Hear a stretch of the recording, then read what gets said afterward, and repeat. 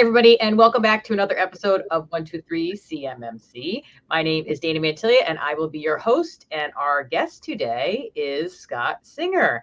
And Scott has a company called Cyber9. So welcome, Scott. And why don't you take a minute to tell us a little bit about you and your company and what makes you different than everybody else out there in cybersecurity? Yeah, I mean, there definitely are a lot of companies and that are helping support businesses with cybersecurity, and we are another one of those companies. But what makes us unique? Well, we are approaching the DoD market here, and I come at it from a long history working in the DoD in the Navy, so 30 years in the Navy. And then on the flip side, I come at it from many years working in the private sector. So I worked for Medtronic for a long time, medical device, and then I worked for a DoD contractor. And that's really where I learned a lot about NIST, SP 800, 171, and the subject of what we're talking about these days with CMMC. So what makes us unique? Well, we approach working with our clients from the business perspective. Okay, what are the business owners' pain points? Okay, and normally what he's getting is he's getting a letter from one of the primes, the Northrops, the Lockheed Martins, ATKs, and he's getting a letter that says, do you comply with these cybersecurity requirements? And lots of other ones too, but there's a whole section on cybersecurity, and we come at it from that perspective. We are trying to get to more yeses in those check boxes that he's filling out for the prime. So that's the first point. The side effect to that is that we then try and make sure that we help them with business continuity and other things, because we're providing solutions to help them be more secure, reduce the chance of ransomware and things like that. So that's one piece, what makes us a little different. The other thing is, having been working as a manufacturer for the DoD supply chain, that brings a perspective that I think is unique, because we know what ERP systems are, we know what travelers are, we know what the manufacturing floor does, we know what a CNC machine does and how it makes parts, we know what CMMs do, and if you don't know the acronyms, well, that's part of the special sauce we bring to the table, right? So, because we understand those things, and we understand how those things come into scope and when they don't come into scope for these assessments. The last thing that we do is we have a pretty good background with export control. And a lot of these things overlap, whether it's the ITAR regulations or the export administration regulations. They overlap with some of the physical security requirements and the digital requirements within CMMC 2.0 and NIST SP 800 171. So we take a holistic approach, and then we help these businesses embed it into their existing quality systems, whether they're AS 9100, ISO 1345, ISO 9001. We don't want to create separate policies, processes, procedures. We want to embed it in their current processes so that it becomes something that they're already used to working with. Well, that's very, very important. And that's a huge thing, talking to the business owners from the business perspective, because I find I talk to a lot of MSPs out there, and they are very technical people. And sometimes they just focus too much on the technical language, and the business owner doesn't even understand what they're talking about. So when you have the experience of the business, right? That's huge. You can talk to them that way. You have the experience of being in manufacturing, which that's another really important thing, because there's a lot of MSPs that don't understand how manufacturing works, and manufacturers want to talk to somebody that understands their business specifically. So you got a lot of good stuff to bring to the table. So what size organization, or what does your target client look like? So we focus on small to medium-sized businesses. So for us, that's basically 500 employees or less. We have gotten into some larger engagements, but our sweet spot is in that space, because we're not trying to compete with some of the larger consulting firms. We're trying to fill a niche that is underserved and is really the backbone of the whole defense industrial base, is these small manufacturers that are making lots of these parts. And so it's our mission. It really is a mission to try and protect the defense industrial base and kind of manage that market. And it's amazing how many small businesses that there really are, exactly what you're talking about, because a lot of people just think about just all the big primes, but that's why it's so important that we make sure that CMMC is not overwhelming and that these small organizations can achieve CMMC. Right. So yeah, that's good that you're focusing on the smaller ones. Well, is there anything else you want to throw out there about your company? Oh, wait, we got to talk about the name. Where did the name come from? Sure. Yeah, so Cyber Nines, people, what do you mean by nines, right? Well, it spun off of a company that called Five Nines, and they were a hosting environment data center. And you think about Five Nines as 5 nines uptime, right? That's basically less than 6 minutes downtime per year. So kind of think about it as our goal is to keep these businesses running, okay? Hence Cyber Nines. Okay, now we all know. Inquiring minds now know where the name came from. So thank you for giving us that. Okay, so we have another exciting topic we're going to talk about today and maybe the legitimacy of it. So we're going to talk about SPRS scores. So the first thing, just briefly for people out there that might not know, that maybe should know, what exactly is a SPRS score? Sure. Well, first, SPRS stands for Supplier Performance Risk System. And it's been around for quite a while. And I had been using it in my last company before it was ever used to post NIST scores. Okay. So the primes use it to basically report on how they're doing against their awards, their contracts. They also post information in there about their small business compliance programs, how much money they're spending in these different small businesses, right? And minority businesses, women-owned businesses, service to disabled veteran-owned small businesses like mine. So anyway, that's what it was used for. Well, they expanded the use to include now the posting of these scores for the whole defense industrial base supply chain, not just the primes, but all these subcontractors are also posting the score in the SPRS. So that's what it is. The score. What is the score? The score goes from -203 to +110, and it's just one of the weirdest kind of scoring models I've seen. But after I've been using it for a while, it sort of makes sense to me now. But trying to explain it to that small business owner when we walk in and tell them what their score is, they look at me like going, "What? What is this thing?" And what happens is you think, okay, a perfect score is 110, right? Well, there's 110 controls in NIST, right? So you'd think 1 point per control. Well, no. Some of them are 5 points, some are 3 points, some are 1 point, some are kind of hybrids where you can get 3 or 5 depending on what you're doing, and you subtract it if you're not doing it. Excuse me. So let's say you're not doing multi-factor authentication. Okay.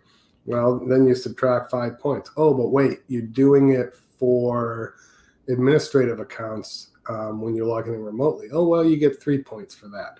So anyway, you subtract the points as you go. Hence, that's how you get down to -203. Okay. Now, here is going to be one of the questions that is going to be popping up now, because a lot of these people have been submitting these scores on their own.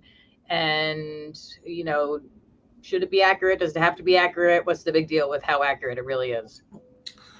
Yeah. And so it's interesting because so far, from what I can tell, the scores aren't really being used too much by the buyers in the DoD. The only people that can see the score are yourself, the OSC, the company, or DIBCAC or the DoD. So those are the only people that can see the score. Now, there's a lot of primes that are asking for the score, okay? And, I kind of recommend you don't email it in plain text out to the supplier. Maybe tell them over the phone if they really want to hear it. I try and tell people not to share it because it gives people kind of a sense of where you're at from a security perspective, right? But anyways, why should you care about? Because over time, they are going to start using that score to help assess risk in the supply chain. And it could have an impact on awards and which primes get an award based on how secure their supply chain is. And they might, this is me speculating now. This is not in the fact range, but they could start to take all these scores of all the subcontractors and use it as some way to gauge whether I'm going to pick this prime or that prime for the award. There is some guidance like that. If you go out to the acquisition websites from the DoD, you'll see some kind of references to things like that, but there's nothing in law that says you have to do one way or the other. So we tell our clients once a quarter, go in, make some improvements, close out some of those controls and NIST and improve your score, and then go in and post a new score. So if you're showing a quarterly improvement or semi-annually improvement, then it shows you have an active program that you're making progress on. Okay, so then this is just the opposite. So what about, oopsie, went in there and was clueless, didn't know what I was doing, and gave myself too high of a score.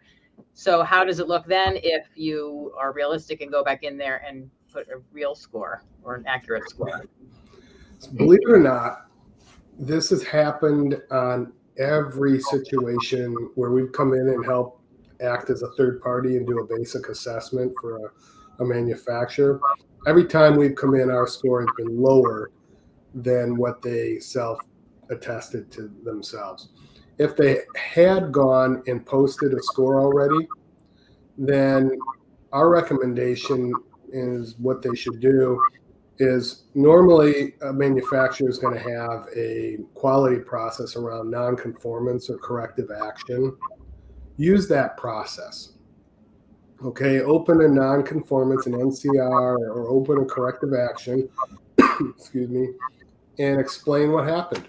And then explain what you're doing to close it. Okay, well, we hired Fiber9, we hired some other company to do the assessment. This is what they found. And that we're now working to manage our POAM and close the gap, okay? And that's going to help you in case you ever do get that audit assessment from DIBCAT to come in and they do that medium or high-level assessment. You can go back into your system and you can see that you figured out that you had posted a score too high and you corrected it. Now, where you can get in trouble here is through False Claims Act. So if you willingly post a score that's too high, then you can get yourself in a lot of trouble. So obviously don't do that. Mm-hmm. The other side where you can kind of get yourself in a little bit of hot water, even if you do think you have a high score and you post it, what can happen there is all of a sudden you could be a target for an audit assessment from DoD or DIBCAT, and all of a sudden they come in and say, well, why do you have such a high score? And then they're going to come in and probably find the same thing that we did, and their score is probably a lot lower. Mm-hmm. Soundway Consulting has been helping the U.S. government and its business partners address today's most complex cyber challenges for over a decade. Soundway Consulting is a CMMC C3PAO candidate. Let them be your expert guide to CMMC compliance. They will provide a clear path to implementing cybersecurity processes and practices. They have a proven track record, and they warranty their work. Visit soundwayconsulting.com or call their office today.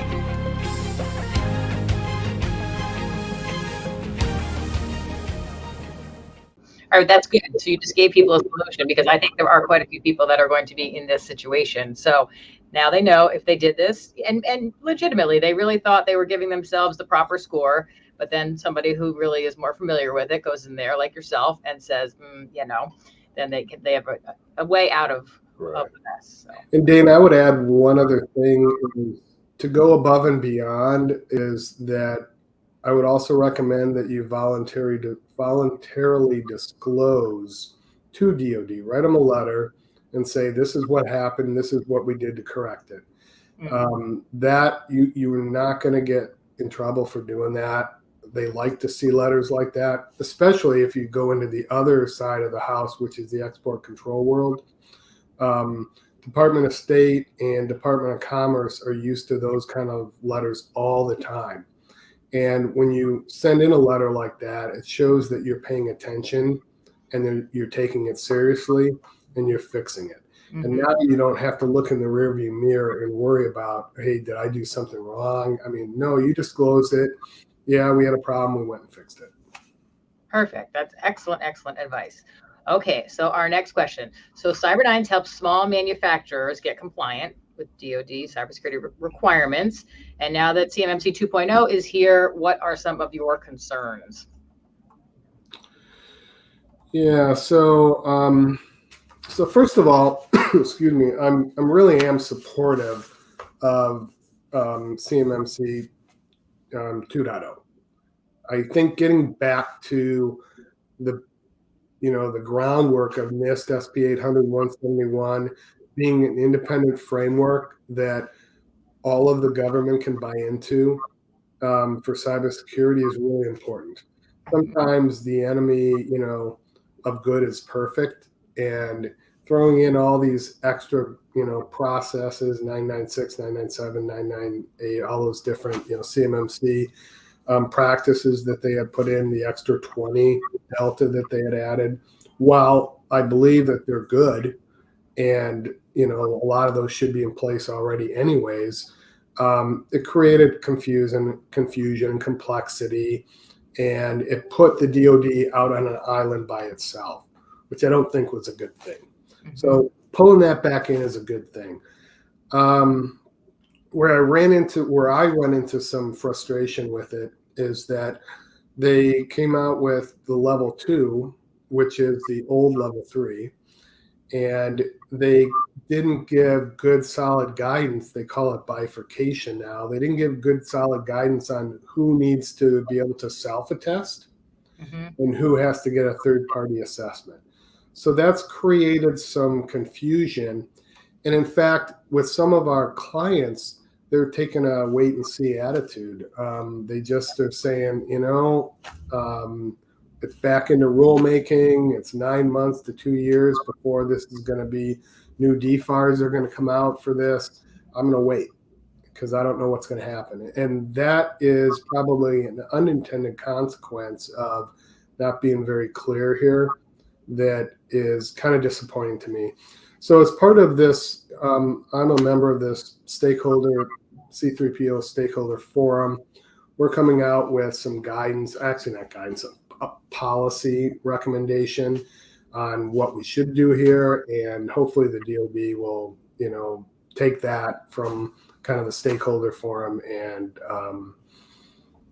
take it to heart and look at it. Because I hate to see all these businesses putting the brakes on cybersecurity right now. And a lot of them are doing that. And I think that they should at least look at it as, okay, let's say we have to do a self-attestation. Then just prepare for that. And then if you are required to have a third party come in, you're already most of the way there. So as opposed to just saying, well, we're not going to do anything. I mean, I have heard that many times. And it's and Dana, this has been in place since 2015, right? I mean, people have been supposed to have been making progress since then. And so, and that's part of the DoD's frustration also, is their expectation that people should be further along, but the reality just isn't there. Yep. If you don't have somebody coming in and checking that's third party, right? We're going to tell you that we're doing it, kind of thing. So yes, a lot of frustration on lots of little levels there. All right. So our new thing, the new scoping guidance has come out. It has been released. And how will it impact managed service providers that support the small manufacturers? Yeah. So the scoping guidance was long awaited, and it's good. I mean, it's a good thing that it came out. Part of the concern I have a little bit with the scoping guidance is that one of the areas they talk about are special assets like CNC machines, a CNC machine, a computer numerical control. I think I got that right. It's like one of those things where you just use acronyms all the time. You never know. I hear about it. So these machines are out on the shop floor and they make parts, okay? And they can make ITAR parts. You put the ITAR program into the machine and it makes the part, okay? Well, ITAR regulations do cover part of protecting that machine, but CMMC NIST is supposed to also be covering parts of that too. And they've decided in the scoping guidance to push that out of the realm of having to meet all these controls. I think that's an issue from the perspective of just keeping these devices secure, but it's also not inherently clear that it is out of scope. I mean, because one section will talk about the fact that, if it processes, stores, CUI, it's in scope. Okay. And then the next section, they specifically mention machines like CNC machines being out of scope. But the lines blur, right? Mm-hmm. Because these machines now are on the network. Okay. And the programs are flowing from servers or PCs over the network into the machine, and they're constantly connected. So how do they not become part of the scope of the network because they are a device on the network? So all I'm saying is it's the first release of the guidance that's come out. It's good that it's come out, but I think there's going to need to be some more work on it over time here. Is the thought process behind that because, for example, let's say you have an XP machine that is one that can is the only one that can either utilize some kind of software or something related to making some of these parts, and because that's no longer supported, or because some software is on a website that Internet Explorer is the only one? Is that why they had to do those things? I don't know the answer to that. Yeah, I'm guessing because I've heard, well, some people say, well, what are we going to do? This thing only runs on XP, and just because it's not, supported anymore. So yeah, I mean, well, we are as a business, as a consulting firm, regardless of what CMMC says or doesn't say, we're coming at it from trying to protect those, machines and using different layers of VLANs and segregation to try and, or even air gapping in some situations, because it still works to take a USB drive, right? When it's got CUI on it, it's locked in a drawer. But when you need to program it, you program the drive, and then you take it over to the machine, put it in the machine, program it, and then take it back. I mean, so there's different ways to kind of manage the whole process. And but we still think it's very important, regardless of what the standard says, to protect that data. Well, I think the moral of the story is that, some people were upset with CMMC 2.0 because it took away a lot of stuff. Maybe that's where we will wind up. But to be realistic about implementing it, I think the 2.0 is a very good way to go about it. And I think that it's a good where we should be anyway, like you said, and then moving forward over the next 5-10 years. I think if we fast forwarded 10 years, when we look back at how we were handling cybersecurity in 2021, 22, I think we'll be, gasping. But yeah, and again, it's like, we've got to get better, right? And so even doing some things like this, well, I think back to my comment that we've all heard the statement, right? The enemy of good is perfect, right? That's here too. Let's do things. Let's do some things good now. Yeah, absolutely. All right. Well, this was really, really good and very, very helpful. So thank you for all of your time and expertise with this, Scott. Thank you, Dana. And everybody, thank you very much for watching. And we hope to see you on the next episode of 123 CMMC. Bye till then. See ya.